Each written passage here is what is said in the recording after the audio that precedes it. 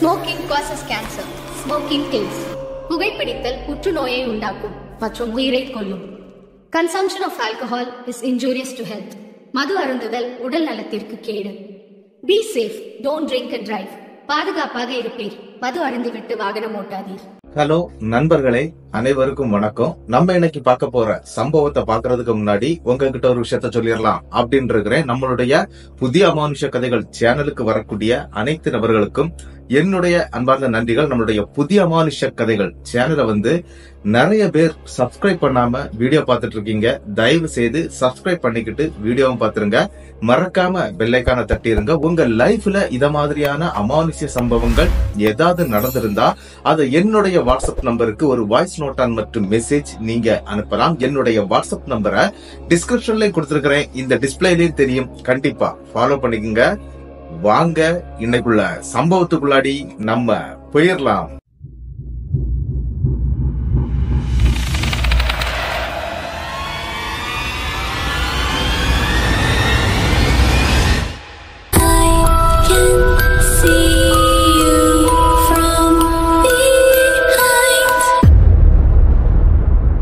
இந்த சம்பவம் நடக்கக்கூடிய இடங்க, அதாவது ஒசூர் மாவட்டத்துல தான் இந்த சம்பவம் நடந்திருக்குது. இந்த சம்பவத்தை அனுப்பினது சரிதா அப்படிங்கிறவங்க தான் இந்த சம்பவத்தை நமக்கு அனுப்பியிருக்கிறாங்க. கிட்டத்தட்ட 2017 காலகட்டத்துல தாங்க இந்த சம்பவம் நம்மளுடைய சரிதாவுக்கு நடந்திருக்குது. இப்ப வரைக்கும் நடந்துகிட்டு இருக்குது அப்படின்னு கூட சொல்லாங்க. அந்த அளவுக்கு அவங்களுக்கு ஒரு பெரிய பெயினை கொடுத்துட்டு இருக்கக்கூடிய ஒரு பயங்கரமான, அதுவும் அதிபயங்கரமான ஒரு சம்பவத்தை தான் நம்ம இன்னைக்கு பார்க்க போறோம். நம்மளுடைய சரிதா பெங்களூர் சிட்டில ஐடில வேலை பார்த்துட்டு இருக்கிறாங்க. அவங்களுக்கு மாத சம்பளம் நல்லா இருக்குது அப்படின்னு சொல்லாங்க. அந்த மாதிரி வேலை பார்த்துட்டு இருக்கக்கூடிய ஒரு பெண் தான். இவங்களுக்கு 2017 காலகட்டத்துல 32 வயசாகுதுங்க. இவங்க கல்யாணம் பண்ணிக்கல. அப்படியே வாழ்க்கையை உருண்டு ஓடிட்டு இருக்கக்கூடிய ஒரு காலகட்டம்னு சொல்லலாங்க. நம்மளுடைய சரிதாவுக்கு அப்பா அம்மா இல்ல. அவங்களுக்கு ஒரு அண்ணன் இருக்கிறாங்க. அதன் பிறகு அண்ணி 2 குழந்தைகள். அன்னிக்கு 2 குழந்தைகள் இருக்கிறாங்க. மூத்தது ஒரு பையன் இருக்கிறான், 10 வயசு. ரெண்டாவது ஒரு பொண்ணு இருக்கிறாங்க, அவங்களுக்கு 8 வயசு ஆகுதுங்க. இப்படி இந்த 2 குழந்தைகள் மற்றும் அண்ணன் அண்ணி கூட தாங்க டைம் கிடைக்கும் போதெல்லாம் போய் தங்கிக்கிட்டு வருவாங்க அவங்க வீட்டுல. அது எங்க இருக்குது அப்படின்னு பாத்தீங்கன்னா ஒசூர்ல தாங்க அவங்க அண்ணனுடைய வீடு இருக்குது. அங்கதான் போய் தங்கிட்டு வருவாங்க. அது அவங்க சொந்த வீடு கிடையாது, காலனி வீடு அப்படின்னு சொல்லப்படுதுங்க. அதாவது என்ன அப்படின்னா கிட்டத்தட்ட ஒரு 3 ஸ்டெப் பில்டிங் போட்டு வச்சிருப்பாங்க. இதுல 3வது ஸ்டெப்ல தான் இவங்க அண்ணன் இருந்துட்டு இருக்கிறாரு. அதுவும் கிட்டத்தட்ட ஒரு 40 வீடு 50 வீடுன்னு சொல்லி இருக்கக்கூடிய ஒரு காலனி வீட்டுல தாங்க இவங்க அண்ணன் இருக்கிறாரு. அதே மாதிரி என்ன அப்படின்னா நம்மளுடைய சரிதா கிட்டத்தட்ட அந்த பெங்களூர்ல வேலை பார்த்துட்டு இருக்காங்க இல்லையா, ஐடில வேலை பார்க்கும்போது அவங்களுடைய தோழிகள் கூட தாங்க போய் தங்கிட்டு இருக்கிறாங்க. ஹாஸ்டல்ல தங்கி தாங்க இந்த வேலைகளை பார்த்துட்டு வந்துட்டு இருக்காங்க. என்ன அப்படின்னா சரிதாவுக்கு கல்யாணத்துல எந்த விருப்பமும் கிடையாது. கொஞ்ச நாள் போகட்டும், ஒரு கவர்மெண்ட் ஜாப் நமக்கு எடுக்கணும் அப்படிங்கிற ஒரு எண்ணத்துல எல்லாம் நம்மளுடைய சரிதா வேலையை பார்த்துக்கிட்டே இருக்கிறாங்க. அவங்க அண்ணன் மாப்பிள்ளை பார்த்தாலும் அதுக்கு இவங்க உடன்படுறதே கிடையாதுங்க. ஒரு நாள் திடீர்னு ஒரு கால் வருதுங்க நம்மளுடைய சரிதாவுக்கு. அதாவது 2017 காலகட்டத்துல என்ன அப்படின்னு பாத்தீங்கன்னா, இந்த மாதிரி உன்னுடைய அண்ணனுடைய உடம்பு சரியில்லமா, சீக்கிரம் வீட்டுக்கு வாமா அப்படின்னு சொல்லிக்கிட்டு ஒரு கால் வருதுங்க. இதை கேட்ட உடனே கிட்டத்தட்ட ஒரு 3-4 நாளைக்கு லீவ சொல்லிக்கிட்டு அங்க இருந்து கிளம்புறாங்க. அதாவது பெங்களூர்ல இருந்து ஒசூரும் சேர்ந்துடுறாங்க. அப்படி ஒசூர் வந்த உடனே அங்க பார்க்கும்போது அவங்க அண்ணனுக்கு எந்த பிரச்சனையும் இல்லைங்க. அவர் ஜாலியா ஓடி ஆடி விளையாடிக்கிட்டே இருக்கிறாரு. இது என்னடா அவன் ஓடி ஆடி சாடி விளையாடி போயிட்டே இருக்கிறான், நம்ம கிட்ட ஏன் இந்த மாதிரி போய் சொன்னாங்க அப்படின்னு சொல்லிட்டு பார்க்கும்போது அண்ணியும் சும்மா தான் இருக்கிறாங்க, 2 குழந்தைகளும் சும்மா தான் இருக்கிறாங்க. என்ன அண்ணி அவசர அவசரமா வர சொன்னீங்க அப்படின்னு சொன்ன உடனே, உன்ன நாளைக்கு காலையில மாப்பிள்ளை வீட்டுல இருந்து பார்க்க வர்றாங்கம்மா, கண்டிப்பா நீ இருந்துதான் ஆகணும், உங்க அண்ணனுடைய பெரிய ஒரு தலைவலி நீ மட்டும்தான் அப்படிங்கறத மாதிரி எல்லாம் சொல்றாங்க. சரின்னு சொல்லிட்டு வேற வழி இல்ல, அந்த மாதிரி ஒரு இக்கட்டான சூழ்நிலையில நம்மளுடைய சரிதா மாட்டிக்கிடுறாங்க. சரின்னு சொல்லிக்கிட்டு வந்த பிறகு வேணாம் அப்படின்னு சொல்லிக்கலாம் அப்படிங்கறது மாதிரி நினைச்சுக்கிட்டு அவங்களும் அன்னைக்கு அங்க இருக்கிறாங்க. இந்த வீட்டுல என்ன அப்படின்னு பாத்தீங்கன்னா, அதாவது அண்ணனுடைய வீட்டுல 2 பெட்ரூம் இருக்குதுங்க. ஒரு பெரிய ஹாலு, ஒரு கிச்சன், அதன் பிறகு அட்டாச் பாத்ரூம் தாங்க. நம்மளுடைய சரிதா எப்பவும் சரி வந்த அந்த 2 குழந்தைகள் இருக்கிறாங்க இல்லையா, அண்ணனுடைய குழந்தைகள், இந்த 2 குழந்தைகளையும் கூட்டிட்டு போய் அவங்க ஒரு ரூம்ல அப்படி செட்டில் ஆயிடுவாங்க. அதுக்கப்புறம் அண்ணன் அண்ணி அவங்க ஒரு ரூம்ல இருப்பாங்க. அன்னைக்கு நைட் இந்த மாதிரி சாப்பாடு எல்லாம் முடிச்சிடுறாங்க. சாப்பிட்டுட்டு எடுத்துட்டு கிட்டத்தட்ட ஒரு 10:30-11 மணி வரைக்கும் இவங்க பேசிட்டே இருக்கிறாங்க. அந்த நேரத்துக்கு இந்த 2 குழந்தைகளும் பக்கத்துல இருக்கக்கூடிய ரூம்ல போய் தூங்கவும் ஆரம்பிச்சிருதுங்க. சரின்னு சொல்லிக்கிட்டு சரிதாவும் என்ன பண்றாங்க அப்படின்னா குழந்தைகளோட போய் அவங்களும் படுத்துக்கிட்டாங்க. கிட்டத்தட்ட நள்ளிரவு ஒரு 12:30 மணி இருக்குங்க. அந்த நேரத்துல தாங்க நம்மளுடைய சரிதாவுக்கு ஒரு அதிபயங்கரமான சம்பவம் ஒண்ணு நடக்குது. என்ன அப்படின்னு பாத்தீங்கன்னா, அவங்களுக்கு ஒரு அட்டாச் பாத்ரூம் இருக்குது அப்படின்னு நான் சொன்னேன் இல்லையா, அட்டாச் பாத்ரூமுக்குள்ள இருந்து சரிதா சரிதா சரிதா அப்படிங்கிற மாதிரி ஒரு வாய்ஸ் கேக்குதுங்க. என்னடா இது திடீர்னு ஒரு வாய்ஸ் கேக்குதே அப்படின்னு சொல்லிக்கிட்டு சரிதாவை என்னன்னா டக்குன்னு எந்திரிச்சிடுறாங்க. ஒருவேளை பக்கத்து ரூம்ல இருக்கக்கூடிய அண்ணனோ இல்லன்னா அண்ணியோ கூப்பிடுறாங்க போல இருக்குது அப்படின்னு நினைச்சிட்டு தாங்க எந்திக்கிறாங்க. எந்திரிச்ச உடனே அந்த சத்தம் அப்படியே அமைஞ்சு போயிருது. ஒரு சத்தமும் இல்லைங்க. ஒருவேளை கூப்பிட்டுருப்பாங்களா, இல்ல கூப்பிடாம இருந்திருப்பாங்களா, இல்ல இது ஏதாவது நம்மளுடைய கனவா அப்படிங்கறது மாதிரி எல்லாம் சரிதா அந்த இடத்துல யோசிச்சுட்டே இருக்கிறாங்க. என்ன விஷயம் அப்படின்னா, இதுவரைக்கும் அவங்க அண்ணன் இருந்த வீடு இன்னொரு அபார்ட்மெண்ட் இல்லைங்க. இப்ப இருக்கக்கூடிய இந்த வீடு வந்து புதுசா வந்திருக்கிறாங்க. கிட்டத்தட்ட ஒரு வாரம் தாங்க ஆயிருக்குது இந்த வீட்டுக்கு வந்து சேர்ந்திருக்கிறாங்க. அதனால ஒருவேளை வீடு மாறினால, அதாவது புதுசா ஒரு இடத்துக்கு போகும்போது தூக்கம் வராது, அந்த மாதிரி எல்லாம் பிரச்சனை இருக்கும் இல்லையா, அந்த மாதிரிதான் ஏதாவது இருக்கும். அதனாலதான் நமக்கு அப்படி கேட்டிருக்கோம் அப்படின்னு சொல்லிக்கிட்டு மறுபடியும் சரிதா குழந்தைகளை கூட படுக்க ஆரம்பிக்கிறாங்க. கொஞ்ச நேரம் கூட போகுதுங்க. சரிதாவுக்கு தூக்கம் வரல. ஏன்னா ஃபர்ஸ்ட் தூக்கம் வந்து தூங்கிட்டாங்க. அதன் பிறகு இந்த 12:30 மணிக்கு இந்த சம்பவம் நடந்த பிறகு அவங்களுக்கு தூக்கமே வரலைங்க. கண்ணை தட்டி தட்டி முழிச்சுக்கிட்டே இருக்கிறாங்க. என்னடா இது ஒரு மாதிரி இருக்குதே அப்படின்னு சொல்லிக்கிட்டு யோசிச்சுட்டே தாங்க படுத்துட்டே இருக்கிறாங்க. அந்த நேரத்துக்கு தான் திடீர்னு அவங்களுடைய அந்த அட்டாச் பாத்ரூம்ல இருக்கக்கூடிய அந்த லைட் டக் டக்குன்னு வெட்டி வெட்டி எரியுதுங்க. என்னடா இது ஆஃப் பண்ணி தானே வச்சிருக்கிறோம், அது ஏன்டா வெட்டி வெட்டி எரியுது அப்படின்னு சொல்லிக்கிட்டு இறங்கி கீழே வந்து அந்த லைட் சுவிட்சை பாக்குறாங்க. அது ஆன் ஆகவே இல்லைங்க, ஆஃப் பண்ணி தான் பட்டு இருக்குது. அப்ப எப்படி இந்த மாதிரி அந்த லைட் எரியுது அப்படின்னு சொல்லிக்கிட்டு மறுபடியும் இந்த லைட்டை போட்டுட்டு டோரை ஓபன் பண்ணி பார்க்கும்போது அங்க எதுவுமே இல்லைங்க. சரின்னு சொல்லிக்கிட்டு மறுபடியும் வந்து லாக் பண்ணிக்கிட்டு அந்த கட்டில அந்த குழந்தைகளுக்கு கூட வந்து படுத்துக்கிடுறாங்க. கிட்டத்தட்ட ஒரு அரை மணி நேரம் போகுது. லைட்டா இங்க கண் அசந்து அப்படி மெல்லமா தூக்கத்துக்கு போறாங்க. அந்த தூக்கத்துக்கு போகக்கூடிய டைம்ல தாங்க இன்னொரு சம்பவம் அங்க நடக்குது. என்ன அப்படின்னு பாத்தீங்கன்னா, இவங்க பக்கத்துல, அதாவது இந்த கட்டிலுடைய பக்கத்துல வந்து ஒரு மேஜை ஒண்ணு இருக்குங்க. அந்த மேஜையில எங்களுடைய குடும்ப போட்டோ இருக்கும். அதாவது யார் யாருடைய போட்டோ இருக்கும் அப்படின்னு பாத்தீங்கன்னா, இவங்க அண்ணன் அண்ணி அந்த 2 குழந்தைகள் இருக்கிறாங்க இல்லையா, அவங்களுடைய போட்டோ அங்க இருக்குங்க. அந்த போட்டோ திடீர்னு டபார்னு கீழே விழக்கூடிய ஒரு சத்தங்க. ஆனா அது கண்ணாடியால பிரேம் பண்ணப்படலைங்க. இப்போ இருக்கக்கூடிய ஒரு புது மாடல் பிரேம் தான் பண்ணப்பட்டிருக்குதுங்க. அதனால என்ன ஆச்சு அப்படின்னா, கீழே விழுந்த சத்தம் கேட்ட உடனே நம்மளுடைய சரிதா என்ன பண்றாங்க அப்படின்னா டக்குன்னு எந்திரிச்சிடுறாங்க.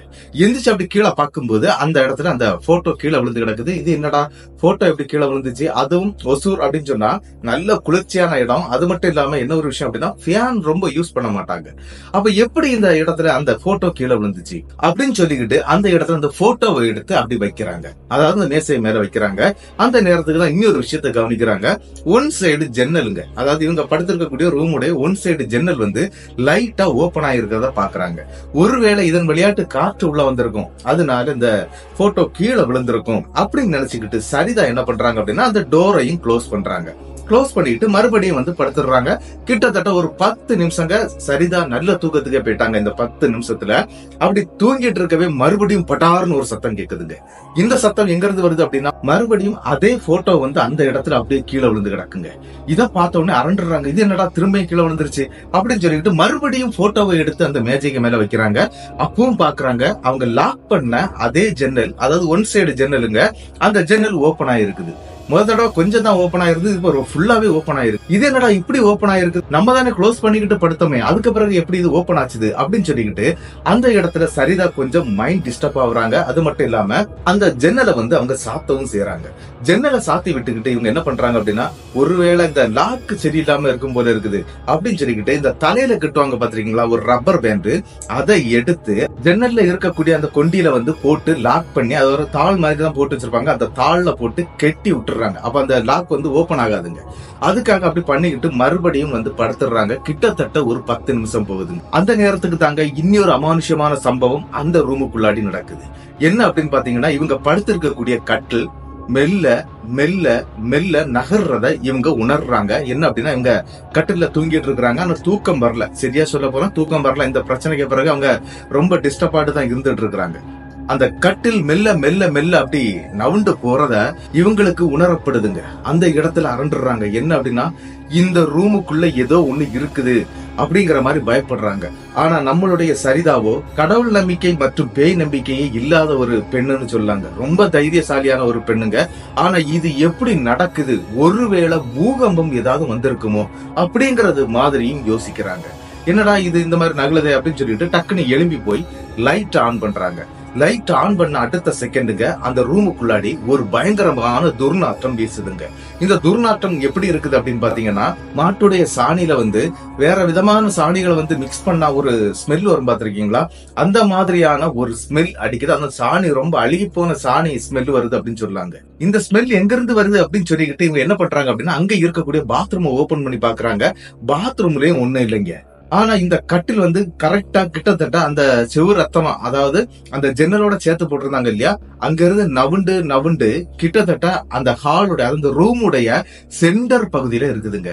இதையும் அவங்க கவனிக்கிறாங்க. கவனிச்சுட்டு அந்த கட்டில வந்து தள்ளுறதுக்கு முயற்சி பண்றாங்க. ஆனா என்ன நடந்துச்சு அப்படின்னு பாத்தீங்கன்னா, அந்த கட்டிலை தள்ளவே முடியலைங்க. ரொம்ப கஷ்டப்பட்டு இருக்கிறாங்க.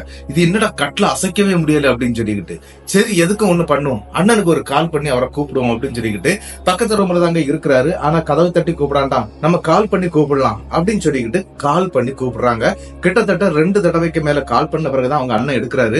எடுத்த பிறகு என்னமா ஆச்சு அப்படின்னு சொல்லி கேட்கும்போது, கொஞ்சம் இங்க வாங்கினேன் என் ரூமுக்கு அப்படின்னு சொன்னோன்னே அண்ணனும் அண்ணியும் சேர்ந்து அந்த இடத்துக்கு வர்றாங்க. வந்து பார்க்கும்போது இந்த இடமே கொஞ்சம் குலைஞ்சு போய் இருக்கிறதா அவங்க பாக்குறாங்க. என்ன அப்படின்னா, அந்த போட்டோ மறுபடியும் கீழே விழுந்து கிடக்குது, அந்த கட்டில் சென்டர்ல வந்துருக்குது. என்னமா பண்ணி வச்சிருக்கிற அப்படின்னு சொல்லிக்கிட்டு அவங்க அண்ணன் கத்துறாருங்க இவர்கிட்ட.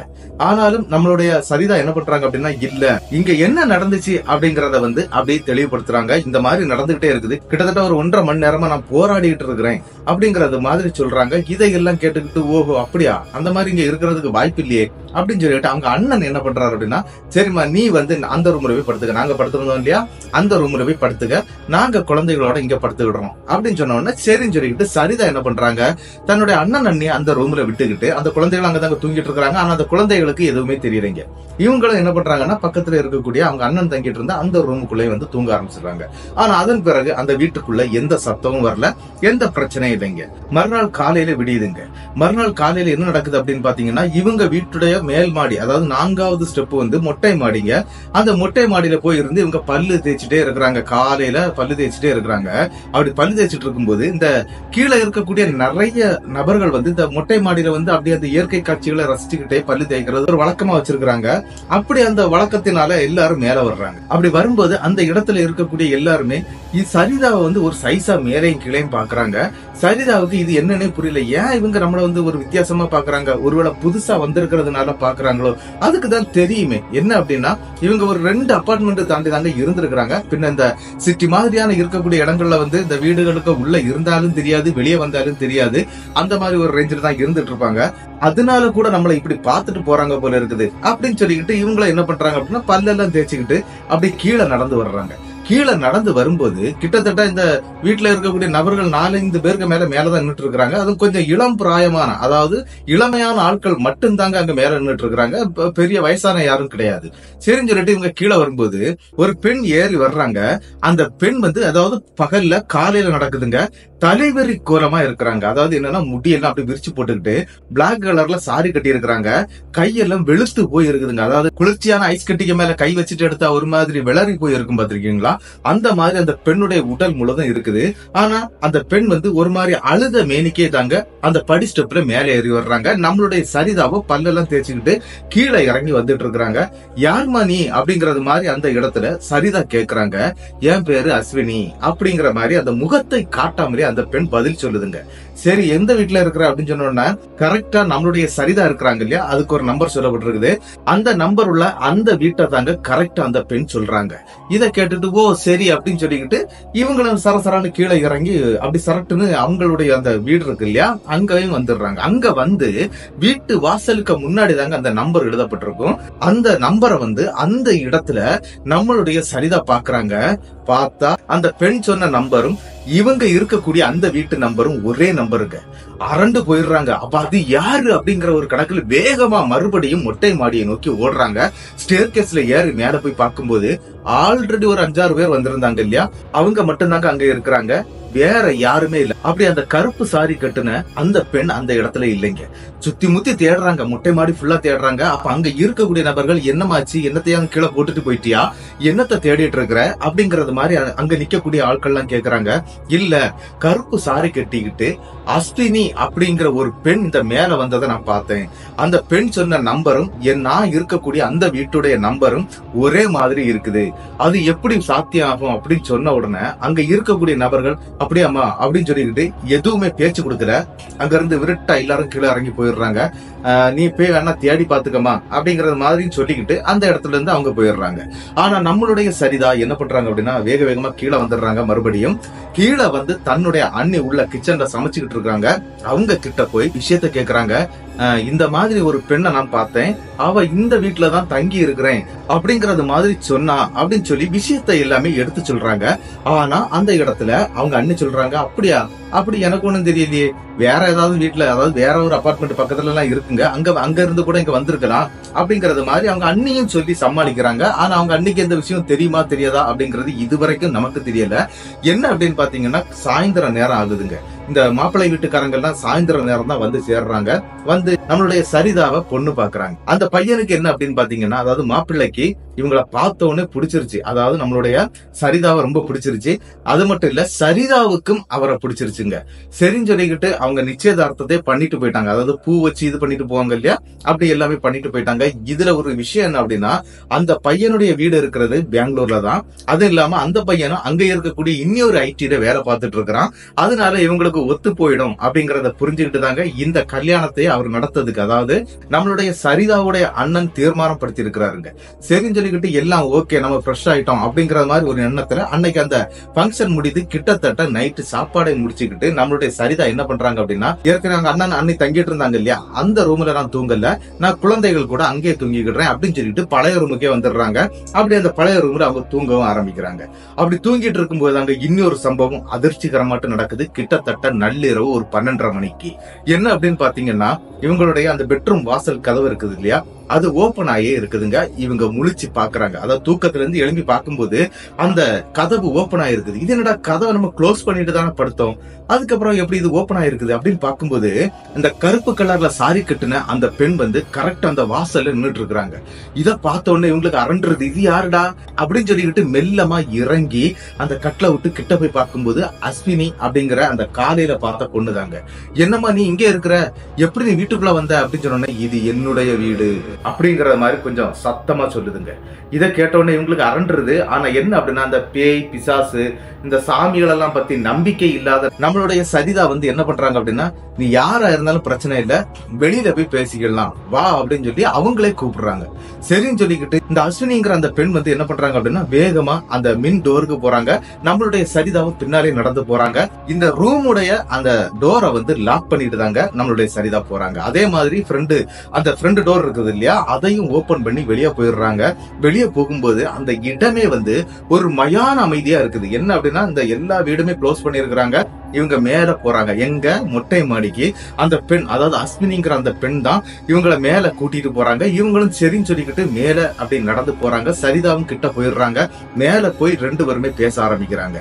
என்ன பேசுறாங்க அப்படின்னா, இந்த அஸ்வினி அப்படிங்கிற அந்த பெண் வந்து ரொம்ப நாளா ஒரு பையனை லவ் பண்ணிட்டே இருக்கிறாங்களாம். அந்த பையனை எப்படியாவது கல்யாணம் பண்ணணும் அப்படின்ட்டு தான் இங்க வந்து இருந்தேன். அதாவது அந்த வீட்டுல வந்து அந்த பெண் தனியா தான் இருந்திருக்கிறாங்க. அதுவும் எதுக்காக அப்படின்னா, ஒரு பையனை கல்யாணம் பண்றதுக்கு. ஆனா அந்த பெண் வந்து ஒரு பெரிய பணக்கார வீட்டை சேர்ந்த ஒரு பெண்ணுங்க. அவங்க அப்பா வந்து ஒரு பெரிய ஆள் அப்படிங்கறதுனால இவங்க எங்க இருந்தாலும் கண்டுபிடிச்சிருவாங்க அப்படின்னு சொல்லிக்கிட்டு தலைமறைவாட்டு தாங்க அந்த காலனி உள்ளாடி இருந்திருக்கிறாங்க. அது மட்டும் இல்லாம ஒரு விஷயத்த அந்த பெண் சொல்றாங்க, நீ இந்த இடத்துல இருக்கக்கூடாது, இங்க இருந்து போயிடு, இல்லன்னா நான் யாரையும் விட மாட்டேன், நான் எல்லாரையும் பலி வாங்கிடுவேன் அப்படி இப்படின்னு பேசணும்னு, நீ என்னமா பேசுற, இந்த சினிமா படத்துல வர்ற மாதிரி எல்லாம் பேசிட்டு இருக்கிற, பலி வாங்கிடுவேன் களி வாங்கிடுவேன்னு அப்படின்னு சொல்லி நம்மளுடைய சரிதா எதிர்முனையா பேச ஆரம்பிக்கிறாங்க. ஆனா சரிதாவுக்கு என்ன அப்படின்னா, அங்க நிக்கிறது ஒரு பெண் தான் அப்படிங்கறது மாதிரியான எண்ணம் மட்டும்தாங்க இருக்குது. அதன் பிறகு இவங்களுடைய பேச்சு வந்து கொஞ்சம் பெருசாயிட்டே போகுதுங்க. ஆனா அந்த இடத்துல என்ன அப்படின்னா, சரிதா ஒத்தைக்கு தான் பேசிட்டு இருக்கிறாங்க. வேற யாராவது பார்த்தாங்கன்னா சரிதா ஒத்தைக்கு தான் பேசிட்டு இருக்கிறாங்க அப்படின்னு தெரியுங்க. ஆனா சரிதாவுடைய முன்னால அஸ்வினி அப்படிங்கிற அந்த பெண் நின்னு பேசிட்டு இருக்கிறது சரிதாவுக்கு மட்டும்தாங்க தெரியுது. அது மட்டும் இல்லாம வந்திருக்கக்கூடிய கணவனை பத்தி தப்பா சொல்ல ஆரம்பிக்குதுங்க. என்ன அப்படின்னா, அவனுக்கு நிறைய பெண்கள் விட்ட பழக்கம் இருக்குது, அவனை நீ கல்யாணம் பண்ணிக்காத அந்த மாதிரி எல்லாம் சொல்லுது. உடனே அந்த இடத்துல நம்மளுடைய சரிதா கேக்குறாங்க, அதெல்லாம் உனக்கு எப்படி தெரியும், நீயும் ஒரு மனுஷி, நானும் ஒரு மனுஷி. அவன் இன்னைக்குதான் வந்துட்டே போயிருக்கிறான், இன்னைக்குதான் நானே பாத்துருக்கிறேன், அவனும் பெங்களூர்காரன், உனக்கு எப்படி தெரியும் அப்படிங்கறது மாதிரி எல்லாம் கேட்க, இல்ல எனக்கு நன்றாகவே தெரியும், அவன் ஒரு மோசமான ஒரு கேரக்டர் உள்ள பையன் தான் அப்படிங்கறது மாதிரி எல்லாம் சொல்லுதுங்க. இந்த இடத்துல நல்லா குழம்பிட்டாங்க நம்மளுடைய சரிதா. என்ன அப்படின்னா, அப்படி எப்படி உன்னால சொல்ல முடியுது அப்படின்னு சொன்னோன்னே, எனக்கு அதுக்குள்ள சக்தி எல்லாம் இருக்குது அப்படிங்கறது மாதிரி சொல்றாங்க. வேணா பாரு, கிட்டத்தட்ட 2 நாள்ல பெங்களூர்ல இந்த ஹோட்டல்ல இந்த இடத்துல அந்த பையன் இருப்பான் அப்படிங்கறது மாதிரி நம்மளுடைய சரிதா கிட்ட சொல்லிடுறாங்க. அந்த அஸ்வினிங்கிற அந்த ஆன்மா சொல்லுதுங்க. இதை கேட்ட உடனே அந்த இடத்துல, சரி நான் போய் படுத்து தூங்க போறேன், எதுனாலும் 2 நாளைக்கு பிறகு பாத்துக்கலாம் அப்படின்னு சொல்லிக்கிட்டு நம்மளோட சரிதா என்ன பண்றாங்க அப்படின்னா, வெறுட்டுன்னு கீழே இறங்கி நடந்து வந்துடுறாங்க. வந்து அந்த வீட்டுடைய டோரை லாக் பண்ணிக்கிட்டு அந்த ரூம்லயும் போய் அவங்க படுக்க ஆரம்பிச்சிடுறாங்க. அதன் பிறகு எந்த பிரச்சனையும் வரலைங்க. கிட்டத்தட்ட மறுநாள் காலையிலே நம்மளுடைய சரிதா அங்க இருந்து கிளம்பி பெங்களூரும் போயிடுறாங்க. அவங்க ஐடில வேலையும் பார்த்துட்டு இருக்கிறாங்க. ஆனா அவங்களுடைய மைண்ட் ஃபுல்லாவே இந்த அஸ்வினிங்கிற அந்த பெண் சொன்ன அந்த விஷயம் தாங்க ஓடிக்கிட்டே இருக்குது. என்ன அப்படின்னா, இது யாரா இருக்கும், எதுக்காக நம்ம கிட்ட இப்படி எல்லாம் சொல்றா அப்படிங்கிற மாதிரி ஓடிக்கிட்டே இருக்குங்க. ஆனா அஸ்வினிக்கு இது வரைக்கும் தெரியாதுங்க, அது ஒரு இறந்து போன ஒரு ஆன்மா அப்படிங்கறது தெரியாது. அஸ்வினியை என்ன பண்றாங்க அப்படின்னா, அந்த பெண் சொன்னது மாதிரியே அங்க இருக்கக்கூடிய ஒரு ஹோட்டல் ரூமுக்கு இவங்களும் போறாங்க. அந்த அஸ்வினி சொன்னாங்க இல்லையா, அதே ரூமுக்கு தாங்க போறாங்க. போய் கரெக்டா பெல் அடிக்கும் போது ஓபன் பண்றது இவங்களை கட்டிக்க போகக்கூடிய அந்த நபர் தாங்க ஓபன் பண்றாரு. என்னடா இது, இவன் இங்க இருக்கிறான் அப்படின்னு சொல்லி உள்ள பாக்கும்போது உள்ள ஒரு பொண்ணு இருக்குதுங்க. அரண்டு போயிடுறாங்க. இது எப்படி சாத்தியம் அப்படின்னு தெரியலையே அப்படின்னு சொல்லிக்கிட்டு அந்த இடத்துல இருந்தே கால் பண்ணி உடனே அண்ணனுக்கு சொல்லிடுறாங்க. என்ன அப்படின்னா, இந்த கல்யாணம் வேண்டாம், இது இனிமேல் நடக்காது அப்படின்னு சொல்லிட்டு இந்த கல்யாணத்தை அந்த இடத்துல ரத்து பண்ணிடுறாங்க. அதன் பிறகு இவங்க அதை பெருசா எடுத்துக்கலைங்க. கிட்டத்தட்ட ஒரு 15 நாட்கள் இவங்களுடைய வேலை, அதாவது அந்த ஐடில வேலை பார்த்துட்டு இருக்காங்க இல்லையா பெங்களூர்ல, அங்க உள்ள வேலையெல்லாம் முடிச்சுக்கிட்டு 2 நாள் லீவ் போட்டுக்கிட்டு வெள்ளிக்கிழமை சாயங்காலமே அவங்க வீட்டுக்கு வந்துடுறாங்க. எங்க அண்ணனுடைய வீட்டுக்கு வந்துடுறாங்க. அண்ணனுடைய வீட்டுல இந்த மாதிரி விஷயங்கள்லாம் சொல்லிட்டாங்க. ஆல்ரெடி போன்லயே சொல்லிட்டாங்க, எனக்கு நீ இந்த கல்யாணம் வேண்டாம், அந்த பையனை நான் இந்த இடத்துல பார்த்தேன் அப்படின்னு சொல்லும்போது இவங்க அண்ணன் ஒரு கேள்வி கேட்கிறாருங்க. என்ன அப்படின்னா, உனக்கு அது எப்படி தெரியும், அந்த நம்பர் உள்ள அந்த ரூம்ல அவன் இருக்கிறான் அப்படிங்கறது உனக்கு எப்படி தெரியும் அப்படின்னு சொன்ன உடனேதான் நம்மளுடைய சரிதா என்ன பண்றாங்க அப்படின்னா, இங்க இருக்கக்கூடிய இந்த அஸ்வினிய பத்தி பேச ஆரம்பிக்கிறாங்க. அப்படி அஸ்வினி சொன்ன உடனே அவங்க அண்ணனுக்கு தூக்கி வாரி போட்டுருதுங்க. என்ன அப்படின்னா, அஸ்வினிங்கிற அந்த பெண் இந்த வீட்டுக்குள்ளாடி, அதாவது அவங்க தங்கி இருந்தாங்க இல்ல, சரிதா தங்கி இருக்கிறாங்க இல்லையா ரூம், அந்த ரூம்ல தாங்க தூக்கு மாட்டி இறந்து போயிருக்கிறாங்க. இந்த விஷயம் அவருக்கு தெரியும், அவங்க அண்ணனுக்கு தெரியும். ஆனா நம்மளுடைய சரிதாவுக்கோ சரிதாவுடைய அன்னிக்கோ தெரியாதுங்க. இத பத்தி வெளியே சொல்ல வேண்டாம் அப்படின்னு நினைச்சுக்கிட்ட சரிதாவுடைய அண்ணன் என்ன பண்றாரு அப்படின்னா, இத பத்தி வெளியவே பேசிக்கிடலைங்க. என்ன நடந்துச்சு அப்படின்னு பாத்தீங்கன்னா, அஸ்வினின்னு சொன்ன உடனே அவருக்கு புரிஞ்சிருது, அது இந்த பெண் தான், இந்த பெண்ணை தவிர வேற யாரும் இருக்க முடியாது, நீ எப்படி பார்த்த, அவ எப்படி இருந்தா அப்படிங்கறது மாதிரி எல்லாம் கேள்விகளை கேட்க ஆரம்பிக்கிறாரு சரிதா கிட்ட. சரிதாவும் அந்த இடத்துல எல்லா விஷயங்களையும் அப்படியே சொல்லிடுறாங்க. இந்த மாதிரி நடந்துச்சு, அந்த பெண் தான் என்கிட்ட சொன்னது, என்ன மொட்டை மாடியில கூட்டிட்டு போய் பேசினா, அன்னைக்கு காலையில கூட அந்த நான் பொண்ணை பார்த்தேன், அதாவது அன்னைக்கு காலையில பல்லு தேய்ச்சிட்டு வந்தாங்க இல்லையா, அன்னைக்கு கூட அவங்க பார்த்தாங்க இல்லையா, அதை எல்லாத்தையுமே சொல்றாங்க. ஆனா இவருக்கு அந்த இடத்துல விற்கவும் முடியல, விளங்கவும் முடியாம இருக்கிறாரு. யாரு, சரிதாவுடைய அண்ணன். அவங்க அன்னைக்கு தெரிஞ்சுனா இது பெரிய பிரச்சனை ஆயிடும். ஏன்னா இது வரைக்கும் அவங்க அன்னைக்கு இந்த மாதிரி இந்த பிரச்சனை அதுக்குள்ள நடக்கல. ஆனா இது தெரிஞ்சிடுச்சு அப்படின்னா பெரிய பிரச்சனை ஆயிடும் அப்படின்னு சொல்லிட்டு, அப்படியம்மான்னு கேட்டுக்கிட்டு இவர் பெருசா இது பண்ணிடலைங்க. ஆனா அன்னைக்கு நைட்டு என்ன நடக்குது அப்படின்னா, இவங்க சாப்பிட்டு எடுத்து அந்த குழந்தைகளோட தாங்க அந்த ரூம்ல தூங்கவும் செய்யறாங்க. அப்படி தூங்கிட்டு இருக்கும்போது சரிதாவுடைய காலை தட்டிக்கிட்டே இருக்குதுங்க ஒரு உருவம்.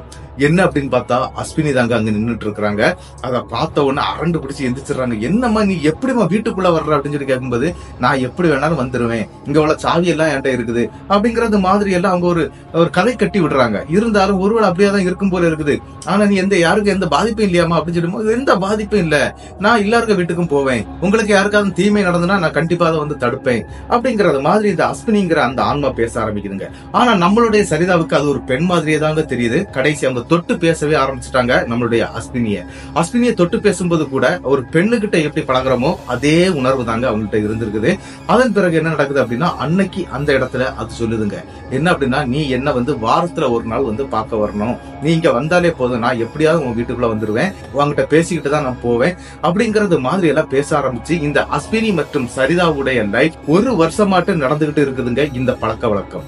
ஆனா இவங்களுக்கு சம்பந்தமே வரல. அதன் பிறகு இவங்க அண்ணன் நிறைய சம்பந்தங்கள் பார்க்க ஆரம்பிக்கிறான். அதாவது எப்படியாவது தங்கச்சியை கல்யாணம் பண்ணி வச்சிடணும்னு. ஆனா இந்த அஸ்வினி வந்துட்டு போகக்கூடிய விஷயத்த தன்னுடைய அண்ணனுக்கிட்ட சொல்லக்கூடாது அப்படின்னு சொல்லிக்கிட்டு அஸ்வினியே வந்து ஒரு கண்டிஷன் போட்டிருக்காங்க. அது கேட்ட உடனே சரி நான் சொல்ல மாட்டேன், உன்னை பாக்குறதுக்கும் உங்ககிட்ட பேசுறதுக்கும் எனக்கு ரொம்ப இஷ்டமா இருக்குது அப்படிங்கறது மாதிரி பேசி அஸ்வினி கூட ஒரு வருஷமாட்டே இருந்துட்டு இருக்காங்க நம்மளுடைய சரிதா. ஆனா என்ன நடந்துச்சு அப்படின்னு பாத்தீங்கன்னா, நம்மளுடைய சரிதாவுடைய உடல், அதாவது இந்த வீட்டுக்கு வர்றதுக்கு முன்னால கிட்டத்தட்ட ஒரு 70 கிலோ இருந்திருக்காங்க. நல்ல வாட்ட சாட்டமாட்டு கிட்டத்தட்ட 5.25 அடி ஹைட் இருப்பாங்களாம். நல்ல அழகா இருந்திருக்காங்க. அது மட்டும் இல்லாம இந்த அஸ்வினி அப்படிங்கிற அந்த பெண்ணும் எப்படின்னா இவங்க ஹைட்டு தாங்க, ரெண்டு பேரும் ஒரே ஹைட்டு, பாக்குறதுக்கும் ஒரே மாதிரி இருப்பாங்க. ஆனா என்ன நடந்துச்சு அப்படின்னு பாத்தீங்கன்னா, நம்மளுடைய சரிதாவுடைய உடல் வந்து மெல்லிசாக ஆரம்பிச்சிருதுங்க. அதாவது ஒல்லி ஆயிட்டாங்க. ஏன் இப்படி ஒல்லி ஆயிட்டே போயிட்டு இருக்காங்க அப்படின்னு சொல்லிட்டு அவங்க அண்ணனுக்கே ஒரு டவுட் தான். இருந்தாலும் அஸ்வினியுடைய கதையை பேசினா ஒருவேளை அஸ்வினி கிட்ட ஏதாவது தொடர்புல இருக்கிறாளோ அப்படிங்கறது மாதிரி எல்லாம் அவங்க அண்ணன் வந்து பேசும்போது இல்ல அப்படி ஒண்ணு இல்ல, அது அன்னைக்கோட முடிஞ்சது அப்படிங்கிற மாதிரி பேசிக்கிட்டு இந்த பெண்ணு கிட்ட அவங்க வந்து ரொம்ப ஜாலியாவிட்டே இருந்துட்டு இருக்காங்க. கரெக்டா வெள்ளிக்கிழமைனா இந்த ஐடில இருந்து வந்துருவாங்க. அதாவது பெங்களூர்ல இருந்து ஒசூர் வந்துருவாங்க. இந்த காலனி வீட்டுல வந்து அந்த வீடை வந்து மாற போறோம், அதாவது வீடை வந்து வேற வீடு வாடகை எடுத்து போகலாம் அப்படின்னு சொல்லும்போது கூட நம்மளுடைய சரிதா வந்து ஒத்துக்கிடவே இல்லைங்க. இந்த வீட்டுலதான் இருக்கணும் அப்படிங்கிற மாதிரி பேசி பேசி கடைசியில என்ன ஆயிட்டு அப்படின்னா சரிதாவுடைய உடல்நிலை சரியில்லாம போகுதுங்க. அதாவது 2017 லாஸ்ட் இல்லங்க.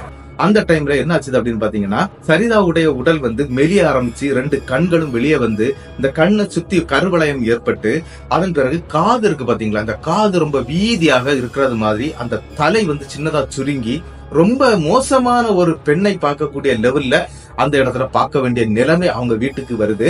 அதுவும் பாக்குறாங்க இது ஏதோ ஒரு பிரச்சனை, இவ பழச எதையோ மறைக்கிறா அப்படின்னு சொல்லிக்கிட்டு அவங்க அண்ணன் என்ன பண்றாரு அப்படின்னா வீட்டுக்கு ஒரு மாந்திரிகரை கூட்டிட்டு வந்துடுறாருங்க. அதாவது அந்த ஒசூர்ல இருக்கக்கூடிய ஒரு மாந்திரிகர் தாங்க. அவரை கூட்டிட்டு வந்த உடனே அவர் ஒரு விஷயத்த சொல்றாரு. என்ன அப்படின்னா, இங்க ஒரு பெண்ணுடைய ஆன்மா இருக்குது, அந்த ஆன்மா இங்க இருக்கக்கூடிய ஒரு பெண்ணுடைய உடல்லே இருக்குது அப்படிங்கிற மாதிரி சொல்றாருங்க.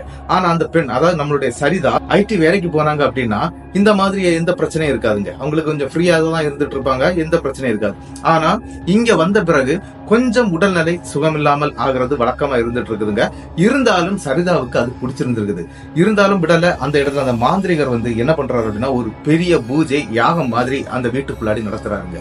அப்படி நடத்தும் போதுதாங்க ஒரு சம்பவமே வெளியே வருது. என்ன அப்படின்னா, இந்த அஸ்வினிங்கிற அந்த பெண்ணுடைய ஆன்மா வருதுங்க. அதாவது யாருடைய உடம்புல அப்படின்னா நம்மளுடைய சரிதாவுடைய உடம்புல தாங்க வருது. அப்படி வந்து இவங்க முன்னாடி வந்து உட்கார்ந்தாச்சுங்க. அதாவது உள்ளே இருந்திருக்குது, வரவே இல்லை, வெளியே வரமாட்டேன் அப்படின்னு சொல்லிட்டு இருந்திருக்காங்க சரிதா.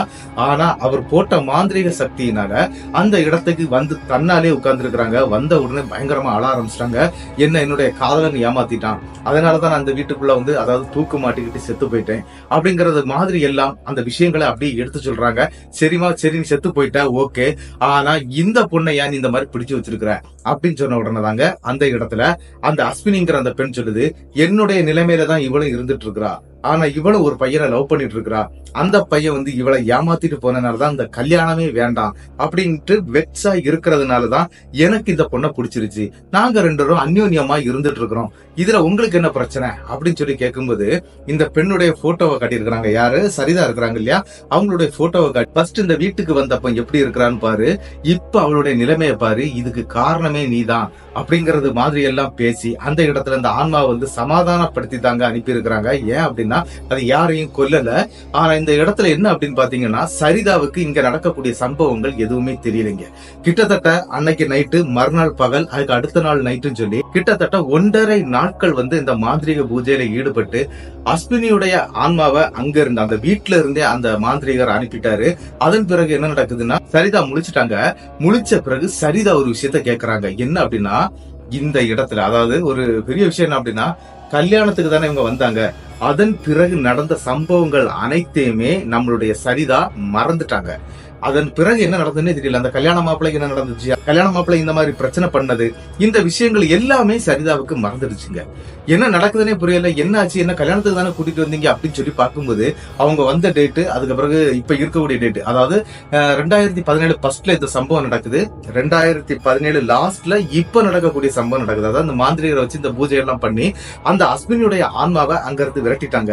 அதன் பிறகு அவங்க கேட்கறாங்க என்ன நடந்துச்சு எனக்கு அப்படின்னு சொல்லி கேட்கும்போது அனைத்து சம்பவத்தை விஷயங்களையும் அப்படியே சொல்லிடுறாங்க. அப்போ நம்மளுடைய சரிதாவுக்கு என்ன அப்படின்னு பாத்தீங்கன்னா, அந்த படிஸ்டெப்ல இறங்கி வந்தது பாத்தீங்களா அந்த உருவம், அதுவும் அவங்க வீட்டுக்குள்ள நடந்த அன்னைக்கு நைட் என்ன நடந்துச்சோ அது மட்டும் தாங்க ஞாபகம் இருக்குது. அதன் பிறகு நடந்தது எதுவுமே தெரியாது. கிட்டத்தட்ட ஒரு வருஷத்தை அவங்க இழந்திருக்கிறாங்க. அந்த மாதிரி அந்த இடத்துல இந்த அஸ்வினிங்கிற ஆன்மா நம்மளுடைய சரிதாவுடைய உடம்புல இருந்து படாத பாடுபடுத்தி இருக்குங்க. கிட்டத்தட்ட என்ன ஆச்சு அப்படின்னா 2019 நம்மளுடைய சரிதாவுக்கு கல்யாணம் ஆயிடுச்சு. அவங்க உடல்நிலை எல்லாம் தேறி நல்ல மாதிரி தாங்க இருந்துட்டு இருக்காங்க. 2019 பிறகு, அதாவது கிட்டத்தட்ட இவங்களுக்கு ஒரு குழந்தையும் பிறந்துருச்சு. அந்த குழந்தை பிறந்த பிறகு மறுபடியும் அஸ்வினியுடைய அந்த ஆன்மா சேலத்துல இருக்கக்கூடிய அவங்களுடைய சொந்த வீட்டுல கதவு தட்டி இருக்குங்க. அத நம்மளுடைய சரிதா எப்படி பார்த்தாங்க அப்படின்னா, வீட்டுல அவங்க இருக்கக்கூடிய இடம் கொஞ்சம் காட்டு ஏரியா அப்படின்னு சொல்லப்படுதுங்க. அதாவது ஒரு பிளாட்டுக்கு ஒரு 10 வீடு இருக்கும். அதுக்கு பிறகு இன்னொரு பிளாட் போட்டு அது ஒரு 10 வீடு போட்டு இந்த காம்பவுண்ட் எல்லாம் கட்டி பயங்கரமா வச்சிருப்பாங்க. அந்த மாதிரி ஒரு வீட்டுல தாங்க இருந்துட்டு இருக்காங்க. ஆனா சிசிடிவி கேமரா அவங்க வீட்டுல எல்லாம் இருக்குது. அப்படி அந்த சிசிடிவி கேமரால தாங்க நம்மளுடைய அஸ்வினியுடைய முகத்தை பாக்குறாங்க. அரண்டு போயிடுறாங்க. ஏன் அப்படின்னா அப்படியே இருக்குது அந்த பொண்ணு. அங்க எப்படி பார்த்தாங்களோ அதே மாதிரி இங்கே நிக்குது. கருப்பு கலர் சாரி கட்டிக்கிட்டு அந்த வீட்டு வாசல்ல கதவை தட்டுதுங்க. முதல்ல 2 தடவை கதவை தட்டுது. அதுக்கு பிறகு அந்த ஹார்னிங் பெல் அமுக்குது. என்னெல்லாமோ பண்ணி பாக்குதுங்க. ஆனா அந்த வீட்டுக்குள்ள நம்மளுடைய சரிதா மற்றும் அவங்களுடைய முதல் குழந்தை மட்டும் தாங்க இருக்கிறாங்க. சரிதாவுடைய ஹஸ்பண்ட் வேலைக்கு போயிருக்கிறாரு. என்ன அப்படின்னா அவருக்கு ஒரு நைட் ஒரு பகல் வேலைங்க. அதன் பிறகு ஒரு நைட் ஒரு பகல் லீவு. அந்த மாதிரி ஒரு வேலையில இருந்துட்டு இருக்கிறாரு. அன்னைக்கு அவர் அந்த வீட்டுல இல்ல. அரண்டு போய் நம்மளுடைய சரிதா என்ன பண்ணிட்டாங்க அப்படின்னா, வீட்டுல ஆல்ரெடி இந்த மாந்திரிகர் நிறைய எந்திரங்கள்லாம் எழுதி பூஜையில வைக்க கொடுத்திருக்கிறாரு. அந்த மாதிரியான அந்த எந்திரத்துக்கு பக்கத்துல அந்த பூஜை அறையில போய் அப்படியே உட்கார்ந்துட்டாங்க. என்ன வந்தாலும் கதவு திறக்க மாட்டேன் அப்படின்னு சொல்லிக்கிட்டு. கிட்டத்தட்ட என்ன நடக்குது அப்படின்னா, விடிய காலையில 3:30 மணி வரைக்கும் அந்த பெல் அடிக்கிறதும் கதவை தட்டுறதும் இந்த சத்தம் கேட்டுட்டே இருந்திருக்குங்க. கிட்டத்தட்ட என்ன ஆச்சு அப்படின்னா, மறுநாள் காலையில தன்னுடைய ஹஸ்பண்ட் ஒரு 10 மணிக்கு வீட்டுக்கு வர்றாரு. வீட்டுக்கு வந்தவர்கிட்ட இந்த விஷயங்கள் அனைத்தையுமே எடுத்து சொல்லிடுறாங்க. இந்த மாதிரி நடந்துச்சு, அவ என்ன தேடி இந்த இடத்துக்கே வந்திருக்கிறா அப்படின்னு சொன்ன உடனே பழையபடியும் அதே மாந்திரிகரை தேடி போயிருக்கிறாங்க. ஆனா அந்த மாந்திரிகரை ஏதோ ஒரு பிரச்சனை பண்ணி அவரை தூக்கி உள்ள வச்சிட்டாங்க. அதனால அந்த மாந்திரிகர் அங்க இல்ல. அதன் பிறகு புதுசா நிறைய பேரை போய் தேடி போயிருக்கிறாங்க. அப்படி தேடி போன எல்லாருமே காசு பணத்தை வாங்கிக்கிட்டு இவங்களை ஏமாத்தி அனுப்புறதுதான் அவங்க வேலையா இருந்திருக்குது. அதன் பிறகுதாங்க கிட்டத்தட்ட 2025 இப்ப வரைக்கும் அந்த பிரச்சனை போயிட்டு தான் இருக்குது. இப்ப என்கிட்ட வந்திருக்கிறாங்க. அதாவது அவங்க நம்ம இந்த பிரச்சனையை கொண்டு கிட்டத்தட்ட ஒரு 6 மாசத்துக்கு முன்னால வந்த பிரச்சனை தான். நான் அதை கிளியர் பண்ணிட்டேன். இப்ப எந்த பிரச்சனையும் இல்ல, நல்லா தான் இருந்துட்டு இருக்காங்க. அவங்களுடைய லைஃப்ல இந்த சம்பவம் ஒரு அதிபயங்கரமா இருந்திருக்குங்க. அதாவது நம்ம சொல்றதை விட அவங்களுக்கு நடந்தது ரொம்பவே அதிபயங்கரமா இருந்திருக்குது. இப்படிதாங்க இந்த சம்பவம் நம்மளுடைய சரிதாவுக்கு நடந்தது. சரிதா இந்த பிரச்சனையோட தான் என்கிட்ட வந்தாங்க. நான் அதை கிளியர் பண்ணி கொடுத்துட்டேன். இப்ப நல்லா இருக்கிறேன், ஒரு பிரச்சனையும் இல்ல அப்படிங்கிற மாதிரி என்கிட்ட அடிக்கடி கால் பண்ணி பேசுவாங்க. இப்படிதாங்க இவங்களுடைய லைஃப்ல இந்த பிரச்சனை வந்துட்டு போயிருக்குது. இந்த சம்பவம் எப்படி இருந்துச்சு அப்படிங்கறத மறக்காம கமெண்ட் பாக்ஸ்ல கமெண்ட் பண்ணிட்டு போயிருங்க. இந்த சரிதா அப்படிங்கிற அந்த தோழிக்கு என்னுடைய பெரிய நன்றிகளை நான் சொல்லிக்கிறேன். இந்த வீடியோ உங்களுக்கு பிடிச்சிருந்தா உங்களுக்கு தெரியக்கூடிய அனைத்து நபர்களுக்கும் இந்த வீடியோவை ஷேர் பண்ணி விட்டுருங்க. அது மட்டும் இல்லைங்க, மறக்காம ஒரு லைக் கொடுத்துருங்க. மறக்காம சப்ஸ்கிரைப் பண்ணிக்கிட்டு பெல் ஐகானையும் தட்டிருங்க. அடுத்த வீடியோவில் சந்திக்கும் வரை உங்களிடமிருந்து விடைபெறுவது உங்கள் நாகர்கோவில் நாகராஜன். நன்றி நண்பர்களே.